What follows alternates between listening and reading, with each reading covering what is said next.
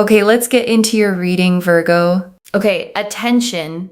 There's a deep emotional message appearing in this reading from an older maternal figure energy. The cards are asking you to slow down and truly hear this. Your grandma on your mom's side is begging you with tears in her eyes to listen. Listen carefully. Please put everything aside now. Take a breath and just listen. I didn't come to you today by chance. I am the one standing over your shoulder. The one whose blood flows in your veins on your mother's side, your grandmother. And I want to pause before she goes on, okay, just to say something about who's speaking here. This is the energy of a maternal line grandmother, the mothers behind your mother, the women whose strength you carry, whether you ever met them or not. And when that energy comes through this strongly, it's usually because there's something she has been waiting a long time to be able to say to you. I look at you from eternity, and today my heart is filled with such love and excitement that I could no longer remain silent. I beg you, hear me, because what I see in your future and what is happening in your soul now are two different pictures.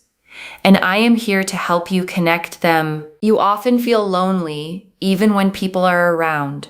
You feel like you carry the weight of the whole world on your fragile shoulders, and no one truly understands how scared or burdened you are. I see your tears at night when no one is looking. I see how you doubt yourself, how you ask fate, why and when will it get easier? And I want to sit here for a moment, okay, because that line about crying at night when no one is looking is the one that tends to land the hardest. Because that's the private grief, the one you don't show anyone, the one you carry alone behind the face you put on for the world. And what she's telling you, okay, is that it was never as unseen as you thought. Someone was always watching those nights. Someone who loved you was there in the dark with you, and the loneliness you felt was never the whole truth of your situation, even when it felt like it was. And I want to say something about that particular loneliness, okay? The kind you feel in a room full of people, because it's a specific and painful one. It's not the loneliness of being physically alone. It's the loneliness of being unseen, of being surrounded and still feeling like no one actually knows what you're carrying underneath. And that kind of loneliness, okay, often comes from being the strong one, from being the person everyone leans on, the one who holds it together, the one nobody worries about because you always seem fine.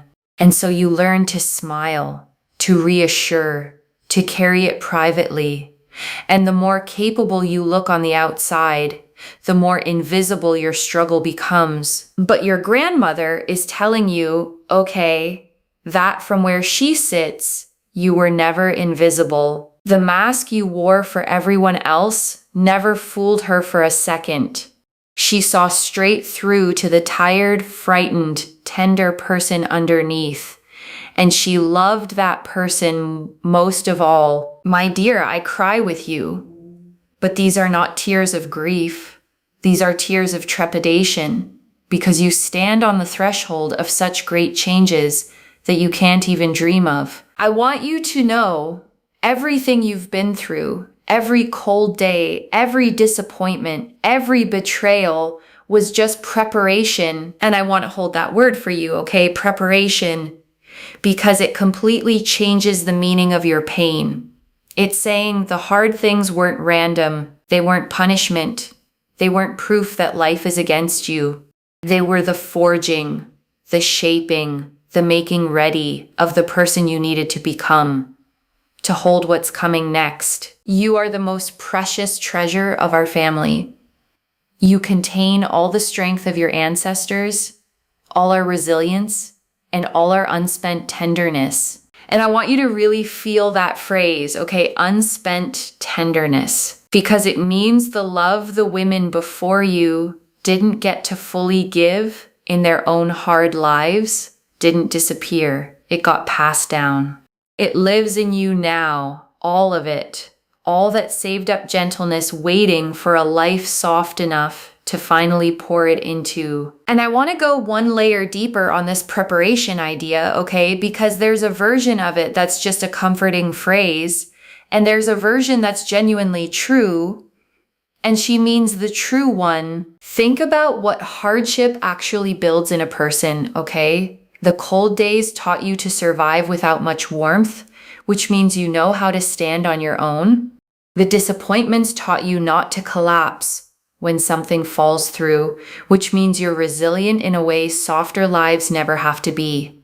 The betrayals taught you to read people, to sense who's safe, which is a wisdom you paid dearly for, but genuinely now possess. So when she says it was all preparation, okay, she doesn't mean the pain was good, or that you deserved it, or that it was worth it in some cold arithmetic.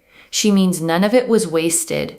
Every hard thing deposited something in you, some strength, some depth, some capacity, that the beautiful part of your life is going to require you to have. And now I am here to tell you, difficult times are ending. The darkness is lifting, and I can already see the first rays of your personal dawn. Look at your life through my eyes. I see the invisible wheels of fortune turning around you. What once seemed like closed doors are now turning into open gates. And I want to name how that feels from where you're standing, okay? Because you may not see the gates yet from your side. It might still look like closed doors. But she's telling you she can see from a vantage point you can't, from eternity, from above the whole map. And from up there, the doors are already swinging open. Even if the good news hasn't reached your side of them yet, you've been knocking on the void for so long. But now the universe itself is taking a step toward you. A period of incredible clarity is dawning in your life. You'll suddenly understand why everything happened the way it did. You'll see that the losses you mourned were actually making room for something truly yours. And that's one of the greatest gifts a hard season can eventually give, okay? The moment it finally makes sense. Right now, you're still in the part where it just hurts, where the losses feel like pure loss. But she's promising a clarity is coming, a moment where you look back and see the shape of it, where the thing you grieved turns out to have been the door closing that pushed you toward the one meant for you. I see the energy of creation entering your space. If you felt stagnation, if it feels like you're going in circles, forget it. Right now, circumstances are shaping up behind you that will bring you long-awaited recognition at work, in your business, in your creativity. You'll experience an unprecedented upswing. You'll be noticed. You'll be appreciated.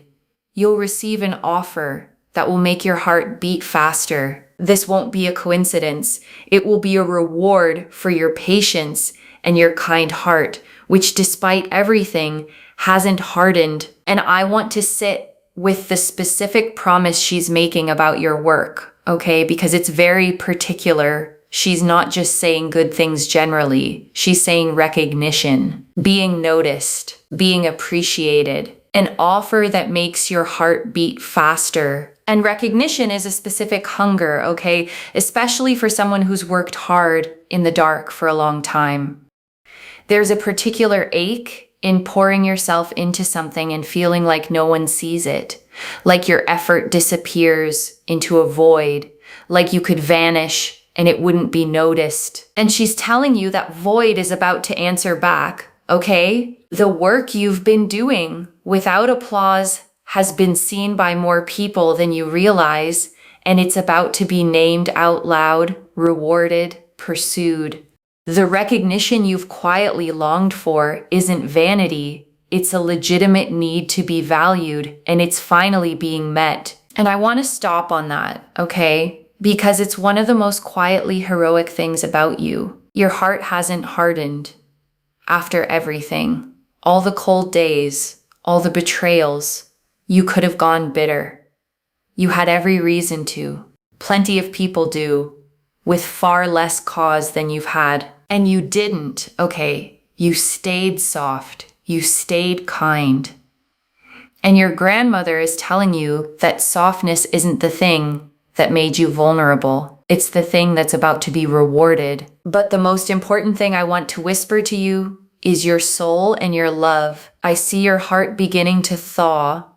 If you've been wounded, if you've locked away your tenderness so as not to feel any more pain, it's time to open up. Someone is coming to you, or a deep breakthrough in your existing relationship will occur that will make you feel like a little protected girl again. You no longer need to be a warrior. You no longer need to defend yourself from the world. I beg you, allow yourself to be weak. Allow yourself to be cared for. You deserve to be carried in arms. And I want to speak so gently to this part, okay? Because for someone who's had to be strong for a long time, this might be the hardest thing she says. Allow yourself to be weak. Because when you've survived by being the strong one, the warrior, the one who holds it all together, softening can feel dangerous. Like dropping your guard is how you get hurt again. But she's telling you the war is ending, okay? And you don't have to keep fighting a battle that's already over. Being cared for is not the same as being weak. Letting someone carry you is not losing your strength. It's finally getting to set it down and rest, which you have earned 1,000 times over. And I want to speak to the fear underneath the armor, okay? Because there's a real reason you built it. If you locked your tenderness away, it's because tenderness got you hurt. You opened up once or many times, and someone used the opening to wound you. And so the logical, protective part of you concluded, never again, keep it locked, stay armored, don't let anyone that close. And that armor worked, okay, in the sense that it kept some pain out, but it also kept the good out. Because you can't selectively numb. The same wall that blocks the hurt blocks the love, the closeness, the being cared for that you actually long for underneath. And your grandmother is telling you it's safe to lower it now, okay? Not recklessly, not with just anyone, but she can see that either someone new is coming or something in an existing bond is about to shift in a way that lets you feel like a protected girl again, cared for, safe, held. And that's the thing the armor was always secretly trying to protect, not keep away. I see abundance in your future, not just survival, but sheer abundance. Money will begin to flow from sources you never even considered. It's as if a stream blocked by old stones has finally broken through. Your hands will become a magnet for well-being. The main thing is, don't be afraid to ask for more. Don't think you're unworthy. You are the heir to power. You are an extension of me, and I want you to live in luxury, joy, and peace. And I want to underline that, okay, don't think you're unworthy, because I suspect that's an old wound she's reaching straight into. A lot of people who've struggled quietly believe deep down that they don't deserve abundance, that good things are for other people, that asking for more is greedy or too much. And your grandmother is overturning that completely. Okay, she's saying you are the heir to power, an extension of her, of the whole line behind you. The abundance isn't something you have to earn by being worthy enough. It's your inheritance. And she wants you to reach for it with open, unashamed hands. And I want to name where that unworthiness usually comes from, okay? Because naming it helps loosen its grip. Most people who feel undeserving of abundance weren't born feeling that way. They were taught it. Somewhere along the line, they absorbed the idea that wanting more was selfish, that money was for other luckier people, that asking made you a burden, that you should be grateful for scraps and not reach for the feast. And those lessons run deep, okay? Deep enough that even when good things come, a part of you flinches, braces, waits for it to be taken back, or quietly sabotages it because on some level, you don't believe you're allowed to keep it. And your grandmother is speaking straight into that, okay? She's saying the unworthiness was never yours. It was handed to you, and you can hand it back. You are the heir to power. The abundance isn't charity you have to deserve. It's your birthright, flowing down the same line her blood flows down. And she wants you to receive it without 1 ounce of apology. Listen to me carefully. Stop looking back. There is nothing left in the past except the lessons you've already learned. Don't carry resentment toward your mother or those who hurt you on her side. I am here to heal that bond. I take your pain. I take your worries. I stand at your right shoulder and bless your every step. When you're afraid, just imagine me hugging you. Feel this warmth. That's me. And I want to be tender about this part, okay? Because the healing of the maternal bond is something a lot of people need and don't know how to reach. If there's been pain between you and your mother, or hurt from that side of the family, your grandmother is offering to stand in the middle of it, to hold the wound from the other side, to be the ancestor who finally breaks the chain of hurt instead of passing it down. And she's not asking you to force forgiveness, okay? Or to pretend it didn't hurt. She's just asking you to set the resentment down, not for their sake, but for yours. Because carrying it is one more heavy thing on shoulders that have carried enough. And I want to be careful and real about this, okay? Because family pain is delicate, and I don't want to hand you a tidy fix for something that isn't tidy. If there's been genuine hurt between you and your mother or from that side of your family, setting down resentment doesn't mean pretending it didn't happen, and it doesn't mean you owe anyone access who hasn't earned it back. What your grandmother is offering, okay, is something quieter and more for you. Resentment is a weight you carry on behalf of people who often aren't carrying anything at all. It sits in your body, in your sleep, in the way you brace around certain names and certain memories. And she's offering to help lift it, not so they get let off the hook, but so you get to put down something heavy that was never really yours to hold. And there's something powerful, okay, about an ancestor stepping in to do this, because the hurt in a family usually came from people who were themselves hurt by the people before them.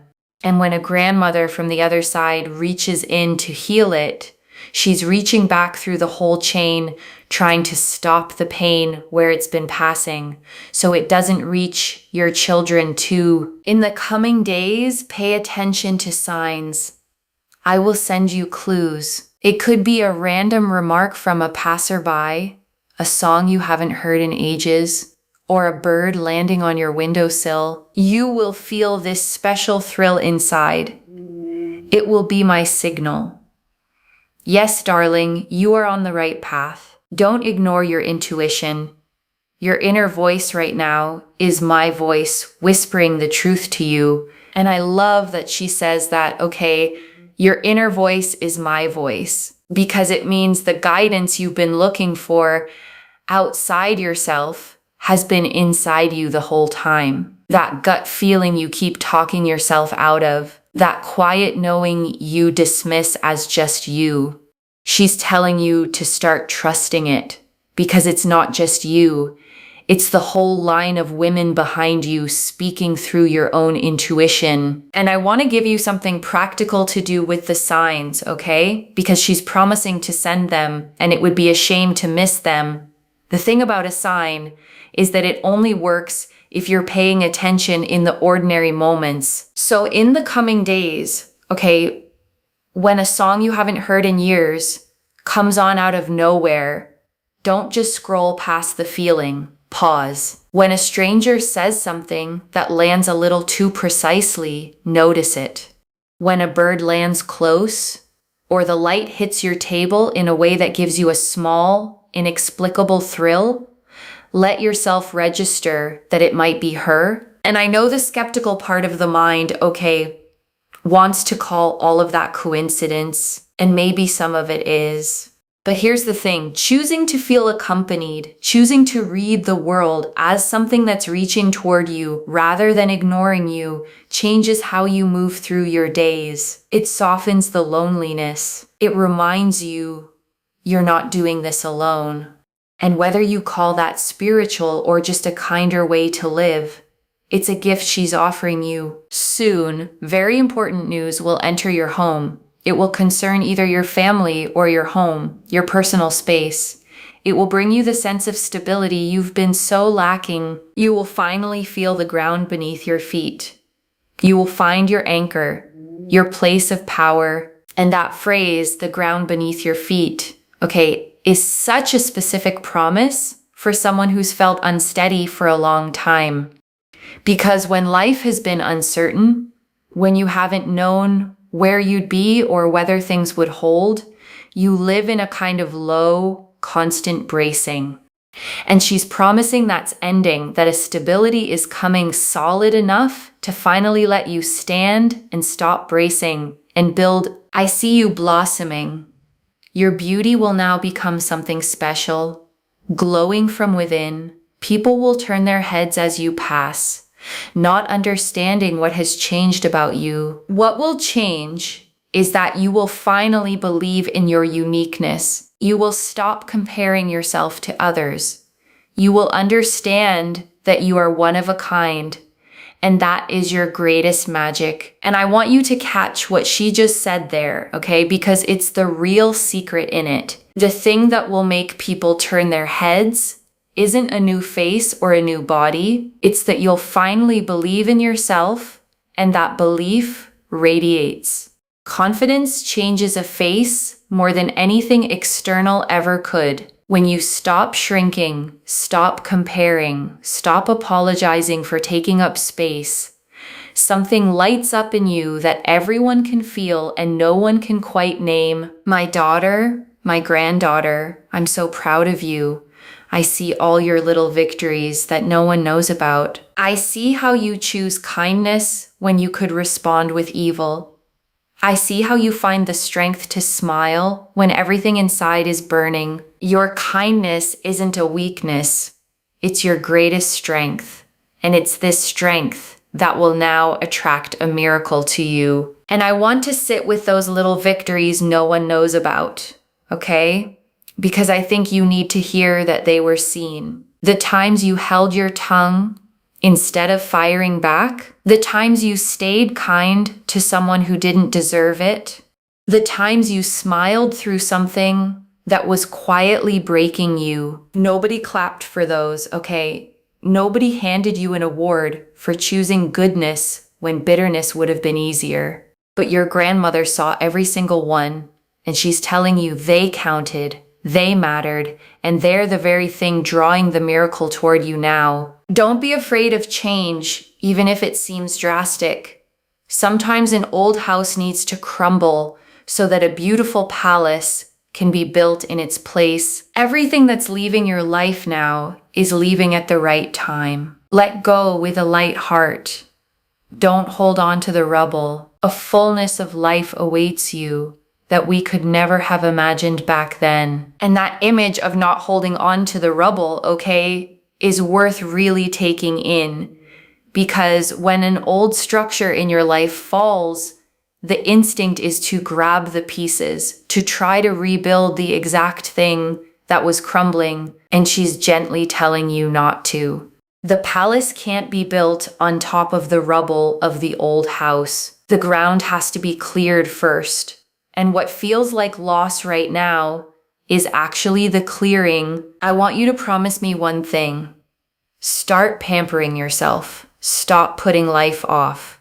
Buy that dress you've been dreaming of. Start drinking coffee from the most beautiful cup. Allow yourself to rest, even if it seems like you have so much to do. You are a woman. You are a source of energy. And if you are empty, you will have nothing to give the world. Fill yourself with joy, and I will make sure you always have the opportunity to do so. And I love that she asks for this as a promise, not a suggestion. Because for someone who always puts themselves last, rest and joy start to feel like things you have to earn by finishing everything first, and the list is never finished. So she's making you promise to stop waiting. The beautiful cup isn't for a special occasion. You are the special occasion. The good dress isn't for someday. Someday is now. And I want to explain why this isn't as small as it sounds, okay? Because buy the dress and use the nice cup can sound almost trivial next to abundance and destiny and miracles. But it isn't trivial at all. It's the whole thing in miniature. Because how you treat yourself in the small daily moments, okay, is how you're teaching your own mind what you're worth. Every time you save the good thing for later, every time you make do with the chipped cup and put your own comfort last, you're quietly telling yourself you don't quite deserve the good version yet. And the mind believes what you repeatedly show it. So when your grandmother asks you to pamper yourself, okay, she's not being frivolous. She's asking you to start proving to yourself in small, daily, tangible ways that you are someone worth caring for. Because you can't fully receive a whole abundant life if you won't even let yourself have the beautiful cup. The small yes to yourself is practice for the big one. Your destiny is now like a vibrant canvas just beginning to be embroidered with golden threads. I see a journey. It may be short or long, but it will change your perception of the world. You will see new horizons and understand how vast the world is and how much room there is for your happiness. Remember, I am always near. I am in the sound of the wind, in a drop of rain, in a glint of sunlight on your table. I have never left you, and I never will. Our entire family is looking at you with hope and love. You are our pride. You are the one who will right all the wrongs of the past and create a new bright future for yourself and your children. And I want to name how much weight that carries, okay? You are the one who will right the wrongs of the past, because in every family line, there are patterns of pain that get handed down, generation to generation, until one person finally does the work to break them. And your grandmother is telling you that you are that person, the cycle breaker, the one whose healing doesn't just change your life, but changes the inheritance you pass to everyone who comes after you. That's not a small thing. It's one of the most important things a person can ever be. And I want you to feel the weight and the honor of that, okay? Because being the cycle breaker is lonely work, and it often goes unthanked. You're the one who feels the old pain and decides, it stops with me. I will not pass this down. I will do the harder thing and heal it instead of handing it forward. And nobody hands out medals for that. Okay, because the people who come after you will never know what you spared them. Your children or the people you love will grow up without the wound you spent your life healing, and they'll never feel its absence because you made sure they never felt its presence. But your grandmother knows, okay? The whole line behind you knows, and that's who's standing with you right now. The ones who couldn't break it in their time, watching you do the thing they didn't get to do, and loving you with everything they have for doing it. The tears in my eyes are tears of relief. I know you can do this. I know the worst is behind you. Your time of triumph is beginning. Just believe. Just move forward with your head held high. You are the queen of your life, and your kingdom awaits you. I hug you tightly across time and space. Feel this surge of strength right now. This is my love pouring into you, giving you the energy for great things. Go and shine, my sunshine. The world has been waiting for your light. Everything will be even better than you can imagine. I love you endlessly. Your time has come. And before I let this reading close, I want to gather up what she came to say. Okay, the first, Your pain was preparation, not punishment. Every cold day, every betrayal, it wasn't proof that life is against you. It was the forging of someone strong enough to hold what's coming. And what's coming is the good part. The second you're allowed to put the armor down, you've been the warrior for so long that softening feels dangerous, but the war is ending. You get to be cared for now. You get to be carried. That's not weakness. It's rest you earned 1,000 times over. The third, you are the one who breaks the cycle. The abundance, the love, the stability, they're your inheritance, not a reward for being worthy enough. And your healing rights the wrongs of the whole line behind you and blesses everyone who comes after. Don't think you're unworthy of any of it. You are the heir to power. And I want to answer why this message reached you now, okay, with this much force. Because you've been crying those private tears, asking fate why, and when it would get easier, wondering if anyone saw how hard you were trying. And someone did, okay? Someone who loves you beyond time saw every night of it and couldn't stay silent one more day without telling you the worst is behind you. And she wants you to hold on to this, okay? The wheels of fortune are turning. The closed doors are becoming open gates. Recognition is coming in your work. Abundance from sources you never considered, love that lets you feel protected again, stability that gives you ground to stand on, and a belief in your own uniqueness that will make you glow from within. So let me lay this all out one final time, okay, slowly, so it actually settles. Your grandmother on your mother's side came through today because she couldn't stay silent watching you suffer. When she can see what's about to arrive. Everything you've been through was preparation. The darkness is lifting, and recognition, abundance, love, and stability are all turning toward you now. And your kindness, the heart that never hardened, the little victories no one saw, are the exact things drawing the miracle in. And all she asks is that you set down the armor, set down the resentment, start pampering yourself, trust your intuition, and move forward with your head held high. One message. You were never as alone as you felt. She never left. And your time has finally come. If this reached you, loves, comment below. I feel you, Grandma, and let her know it landed. I genuinely read every comment. Okay, even the ones I can't always reply to individually. Your story becomes part of the reason this reading keeps finding the next person who needs it too. Like this reading, and make sure that you're subscribed.